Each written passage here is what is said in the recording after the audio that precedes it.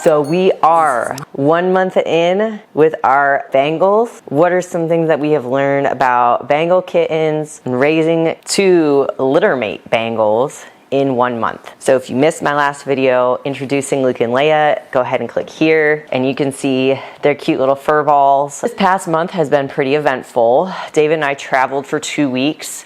And while we were gone, we had one of our neighbors come and feed them and play with them. But when we got home, they were actually like kind of pissed at us because they love attention. And even though we have 2 cats, they have become very attached to having human interaction as well. So they were kind of like shy and standoffish for a day once we got back. But then after that, they started getting really cuddly again and wanting to play with us. One thing I recommend to everyone is, number 1, having 2 kittens instead of 1 is gonna be really helpful, especially if you do travel or you're working away from home a lot. Second element is we are starting to learn that they are a little bit more picky eaters, especially the female. Leia will not eat any dry food right now, and I'm really trying to get her to eat dry food. This is important for cats, especially for their bone strength and their teeth. I constantly have dry food out for them. They can get at 24/7. We do feed them wet food twice a day. Right now, they are eating over a pound of wet food per day. I'm splitting it into 2 different bowls, and I'm combining these prepackaged foods from Cat Person as well as the wet prepared cat food. I'm actually making some cat food today in addition to the ones that I've purchased online. So it's giving them a good blend so they don't get so accustomed to one type of food. And that way, you know, if you ever have a shortage or anything happens, we're keeping their gut diversity healthy too, just like in humans. I have to do a breakdown on their food costs per day because it is quite a bit since I'm doing a raw foods diet predominantly. With our kitten, they love to play in the litter box. I don't know if this is a Bengal trait or if all kittens do this, but I constantly catch them playing, especially when it's rotating. They like to jump back in. There's Luke. Hey, you're in camera, buddy. Look at you. Look at his pretty spots.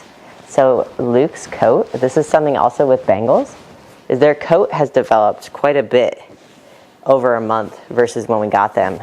His spots are coming out more, so are Leia's. Hold him here. He would not have done that before. So he loves keyboards too.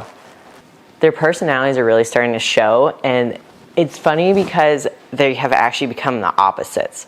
We thought Leia was going to be the super cuddly one when we got her, but now she's actually less cuddly, which I think is just more of a female thing. They decide when they want to cuddle versus when we want to cuddle. Leia is becoming more of the standoffish, I do what I want cat, and Luke is actually pretty obedient. They love climbing on their cat tree. That has become one of their main play areas, is this cat tree. So Luke likes to get all the way to the top. He's the king of the castle. So this is another element with Bengals, is they love tight places and they love climbing. Fingers crossed. He has attempted to climb on our cupboards, but has not yet. We have cat-proofed most of the things in the house, keeping them out of places that could be dangerous. They've enjoyed climbing on our air purifier lately. Like I said, getting up to high places. They like going on the windowsills. Climbing the curtains has been a thing. However, I've seen on Instagram where the cats like climb all the way to the top. They have not done that yet. Let's hope that doesn't be a thing either.